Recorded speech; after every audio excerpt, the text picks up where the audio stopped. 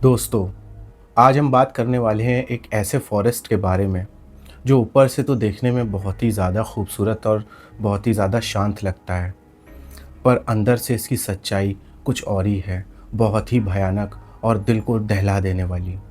हम बात करेंगे आज ओकिगारा फॉरेस्ट, जो कि जापान में सिचुएटेड है, माउंट फूजी के नीचे एक एरिया पूरा जो फॉरेस्ट का है, जिसे ओकिगारा फॉरेस्ट कहते हैं। लेकिन उससे पहले दोस्तों, अगर आपको ऐसी ही हॉन्टेड, मिस्टीरियस और अनसॉल्व मिस्ट्री से रिलेटेड स्टोरीज सुनना पसंद है, तो अभी सब्सक्राइब कर दीजिए हमारे इस YouTube channel horror tales with Aamir को। तो चलिए अब कहानी शुरू होती है। ओकिगारा फॉरेस्ट को लोग सी ऑफ ट्रीज़ भी बोलते हैं, क्योंकि ये जंगल पूरा का पूरा पेड़ों से भरा हुआ है। बहुत ही ज़्यादा डेंस फॉरेस्ट है, जहाँ अक्सर सूरज की रोशनी भी कई जगहों पर नहीं पहुँच पाती है। यहाँ इतना साइलेंस होता है कि कभी-कभी आपको अपनी ही सांसों की आवाज़ लाउड लगने लगती है, और जब हवाएं चलती हैं तो जैसे लगता है आपके कान में कोई धीरे से विस्पर कर रहा हो, धीरे से बुदबुदा रहा हो। लोग बोलते हैं कि ये फॉरेस्ट आपको खुद ब खुद अपनी तरफ खींचता है, जैसे वो कहता हो कि अंदर आओ, मेरे अंदर आओ, लेकिन कभी भी वापस मत जाओ। दोस्तों, आज हम जानेंगे कि ये फॉरेस्ट हॉन्टेड कैसे बन गया। जापान की एक एंशियंट प्रैक्टिस का नाम है ओबासूत। एक वक्त था जब पॉवर्टी और भुखमरी का दौर था। तब लोग अपने ओल्ड पेरेंट्स को इस जंगल में छोड़ जाया करते थे, ताकि उन लोगों का बर्डन कम हो जाए। और ये सुना गया है कि उन्हीं बूढ़े लोगों की रूहें आज भी इस जंगल के अंदर मौजूद हैं, स्पेशली उनकी जो उस जंगल में नहीं जाना चाहते थे और ज़बरदस्ती उनको उस जंगल में छोड़ दिया गया। और वहीं से शुरू हो गई ओकिगारा की कर्स्ड हिस्ट्री। अगर ये जंगल इतना ही हॉन्टेड है, इतना ही कर्स्ड है, तो लोग यहाँ जाते ही क्यों हैं? 1960s के बाद लोग इस फॉरेस्ट में सुसाइड करने के लिए जाने लगे। जापान में एक बहुत ही फेमस नॉवेल आई थी, कुरोई जुकाई, जिसमें एक कपल इसी ओकिगारा फॉरेस्ट में जाते हैं और वहाँ पे वो सुसाइड कर लेते हैं। और उसके बाद से जैसे लोगों के दिमाग में एक ट्रेंड सा बन गया कि जिसको भी अपनी ज़िंदगी से प्यार न रह जाता या जो भी हार जाता अपनी लाइफ से, वो इस फॉरेस्ट में जाता अपनी लाइफ को ख़त्म करने के लिए। आज भी हर साल लगभग 70 से 100 लोग इस फॉरेस्ट में जाते हैं इसी इरादे के साथ, लेकिन उनमें से बहुत से ऐसे लोग हैं जो कभी भी वापस लौट के नहीं आते। अथॉरिटीज़ को इतना ज़्यादा इशू होने लगा कि उन्होंने वहाँ पे साइन बोर्ड्स लगवा दिए हैं, जिस पे लिखा होता है, your life is precious, think again, don't end it here, talk to someone, help is available. इस तरीके की बहुत सारे कोटेशंस उनको लिख के वहाँ पे फॉरेस्ट के बाहर लगाने पड़े, क्योंकि लोगों का जुनून ही कुछ ऐसा था उस फॉरेस्ट में जाके ख़ुद को उसके अंदर खुआ देने का और कभी भी वापस ना आने का। दोस्तों, इस फॉरेस्ट के अंदर कुछ मैग्नेटिक कन्फ्यूजन भी है, क्योंकि अगर आप ये सोचें कि इस फॉरेस्ट के अंदर जाके आप अपना जीपीएस ऑन करेंगे और फिर उसकी मदद से बाहर आ जाएंगे, तो ये गलत होगा आपका सोचना। क्योंकि ये फॉरेस्ट, ये जो बना हुआ है, जो माउंट फूजी का जो पहाड़ है, ये एक वॉल्केनिक रॉक पे बना हुआ है, जिसमें मैग्नेटिक आयरन कंटेंट बहुत ज़्यादा हाई है। और शायद यही वजह है कि कंपास भी यहाँ पे काम बिल्कुल भी नहीं करता। यहाँ पे जाने के बाद लोग अक्सर डायरेक्शंस भूल जाते हैं और बार बार एक ही रास्ता या एक ही जगह पे भटक के आते हैं, जैसे एक ही जगह बार बार रिपीट हो रही हो।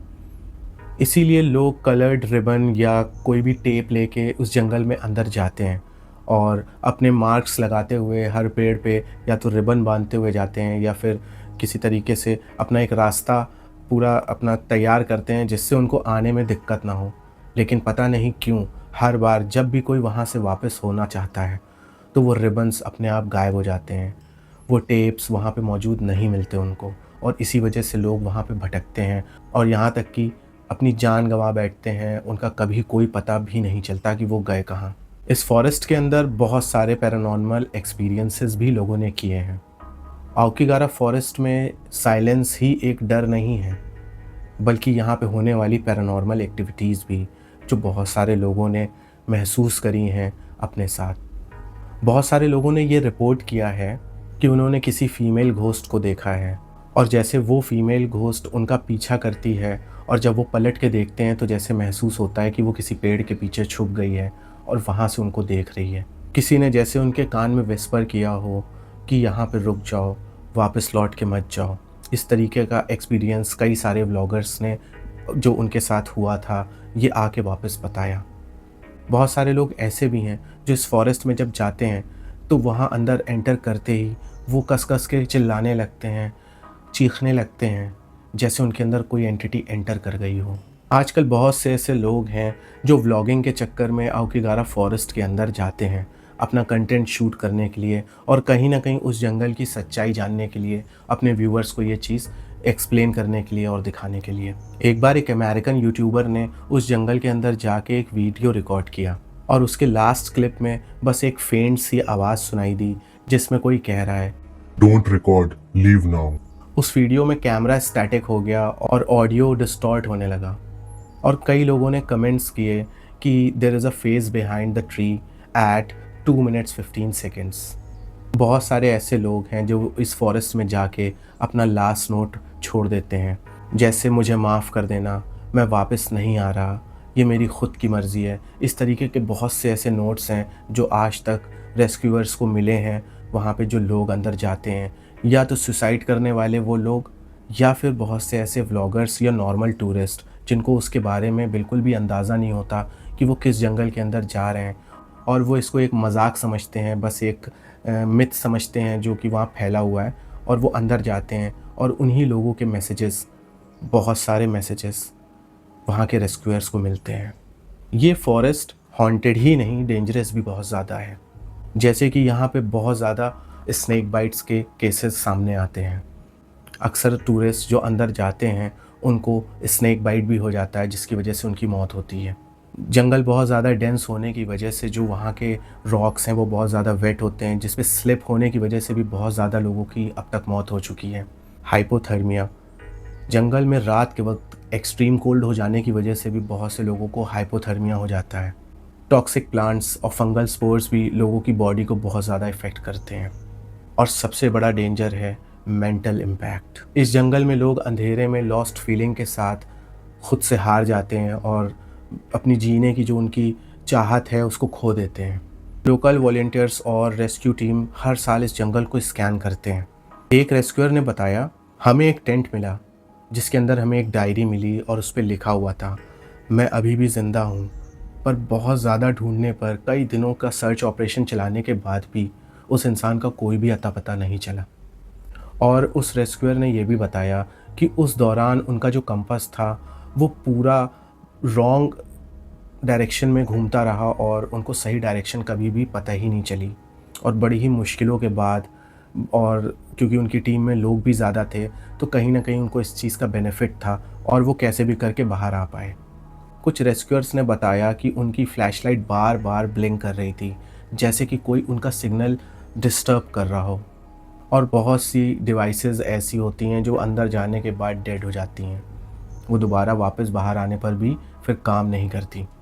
इस जंगल पे मूवी और मीडिया का भी बहुत ज़्यादा इफ़ेक्ट है। हॉलीवुड की एक मूवी थी द फॉरेस्ट जो कि 2016 में आई थी। इस मूवी के अंदर अवकिगारा फॉरेस्ट के बारे में बहुत डीप में दिखाया है, जिसमें एक लड़की होती है जो अपनी सिस्टर को ढूंढने उस फॉरेस्ट में जाती है और उसके साथ वहाँ उस फॉरेस्ट में बहुत ही अजीब तरीके की पैरानॉर्मल एक्टिविटीज़ भी होती हैं। लेकिन रियल लाइफ में अवकिगारा फॉरेस्ट उस मूवी में जैसा दिखाया गया उससे भी ज़्यादा, कहीं ज़्यादा डार्क है। कोई भी स्टोरी राइटर जितना भी ज़्यादा स्केरी सोच सकता है या लिख सकता है, उससे भी कहीं ज़्यादा ये फॉरेस्ट डरावना है। कुछ लोग ऐसे भी हैं जो ये कहते हैं कि ये सिर्फ एक इल्यूजन है। उस फॉरेस्ट की डार्कनेस और साइलेंस लोगों को हेल्यूसिनेट कर देता है बस, और कुछ भी नहीं।